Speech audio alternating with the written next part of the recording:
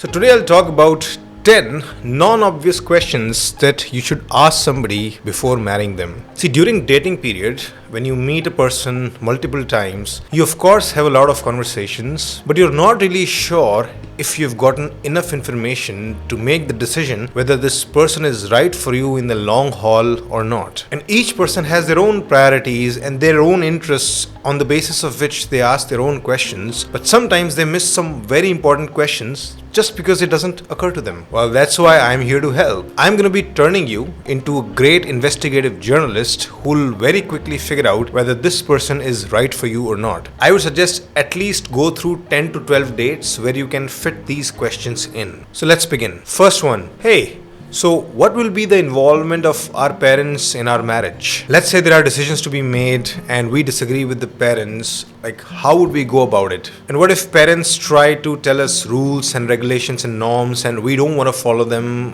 What will we do? See, the goal of this question is, of course, to understand who your partner will prioritize when there is a contradiction between you two and the parents. And the ideal answer should be around, we'll basically go by our own beliefs and opinions. We'll also prioritize each other more than anybody else. So our own ideology and our own relationship comes first. If you don't get this attitude from them, there could be trouble ahead. Second number, what are the mistakes that you've made in your past relationships, family life, friendships, or even work life? Here the goal is to rule out people who are too narcissistic or too defensive in nature, because there are people out there who just don't see their own mistakes. Whatever they've done is right. They're looking at everything just from their own perspective and just justifying all their decisions. They'll even change their own principles and belief systems depending on the situation just so that they could seem right. You really don't want to end up with a person like that. So when you ask this question, the ideal answer should involve, first of all, they should be able to remember some of their mistakes. If the person cannot even think of one, that is a red flag. And then ideally, this person should actually be very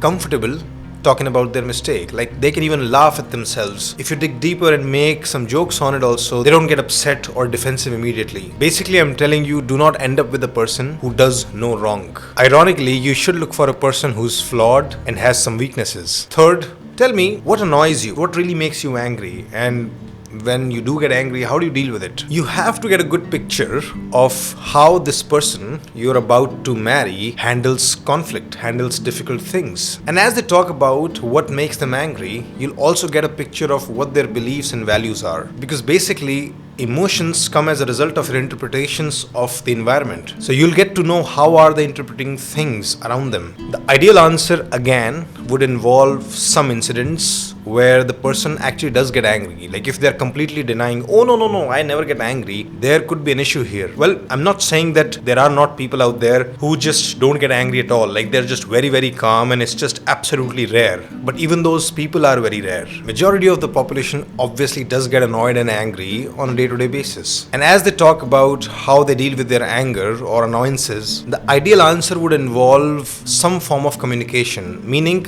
they believe in communication. They like to talk about it. They confront people. They bring it up. You don't want to end up with people who just don't want to talk about shit, who just want to slip everything under the carpet. You don't want to end up with somebody who's going to ask you to just suppress your emotions because they don't want to talk about it. So look for their inclination to communicate. Fourth, what do you think are the role of a man versus a woman in a marriage? And even what do you think are the roles of a man's family versus a woman's family? This will give you an insight in their values around equality. Like how equal do they think men and women are? Because some people who are shaped in an orthodox culture, they have very clearly defined rigid gender roles, and those roles can sometimes become very suffocating. Like a woman must do this, a man must do that, a woman must cook, a man must eat, a woman must clean, a man must make a mess. So the ideal answer to that question must be that we decide what we do in life based on who we are, our personalities, individual strengths and weaknesses, our interests, and just compromise, negotiation, teamwork. Basically, there is no set template out there. The person should believe in individual differences and variability. Fifth question, so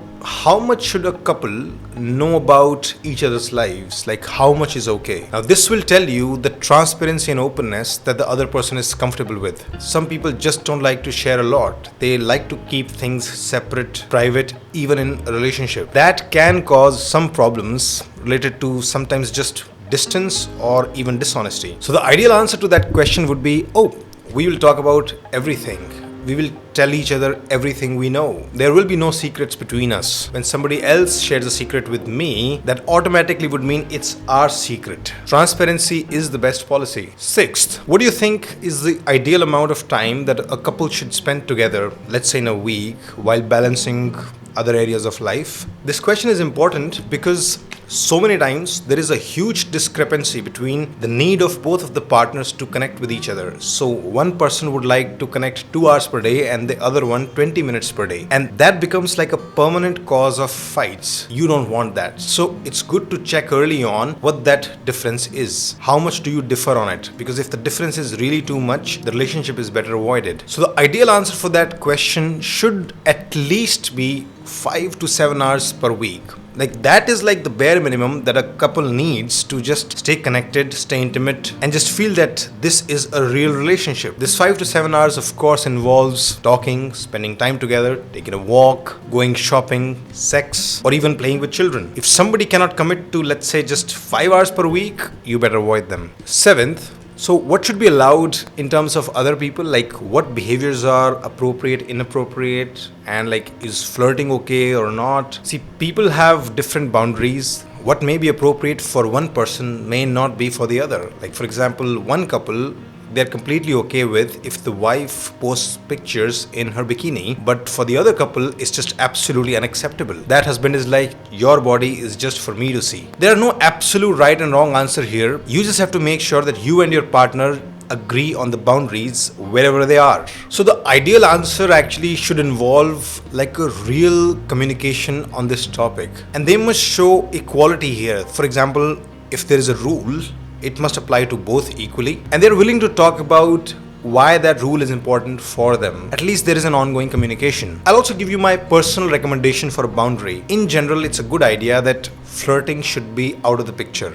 Basically, find somebody who just says, yes, I'm not okay with flirting. That of course goes for both of you, because it just leads into so many problematic, shady areas that you just don't want to deal with it. So find somebody who's also ready to keep it clean and simple. Eighth, this is a slightly vague question, but still you must talk about it, which is how much individual freedom are we entitled to in this relationship, and how much is too much? Like I said earlier, some people actually have very strict norms around how to behave in a relationship, like what a couple should do, or let's say what is an ideal couple, what are the right behaviors and what are the wrong behaviors. And when those norms are very strong, sometimes individual freedom is suppressed, because then they won't allow your individual personality to just exist in peace, because it'll contradict their norms. It could be around career choices, it could be around lifestyle choices, it also could be around social circle choices. So again, what can I wear, what can I eat, what jobs can I do, who can I be friends with, etc. And as you talk about those things, you need to find out what their deeper ideology is around freedom. The ideal answer here is that freedom is the default thing, and if somebody stops you from doing something, or if somebody pushes you to do something, they better have great reasons for it. And basically, because the couple is supposed to be equal in status, they should never be able to take away your freedom through domination. So let's say if they want you to let go of your freedom, it should again come through a type of conversation which is equal in nature, where you are requesting, negotiating. And ideally, the general principle for everybody is we're all free to do whatever we want as long as we are not hurting other people. And in extreme cases, we're not hurting ourselves. So first, I would recommend you should adopt this principle and then look for people who are also aligned with it. Ninth question, tell me the areas that are non-negotiables for you. You must find out early on what are the deal breakers for this person. Like what are those things that if you do, they'll literally are ready to leave you for it. Or let's say you do those things after marriage, they would just not accept them at all. Well, ideal answer should obviously involve violence, cheating, abuse, etc. But each person usually has their own unique items in this list. You must find that out early on, because let me tell you, they will be very dogmatic about those things and you don't want to get into a contradiction there. 10th and final question. If we ever run into serious troubles in a relationship, are you ready to go for marriage counseling?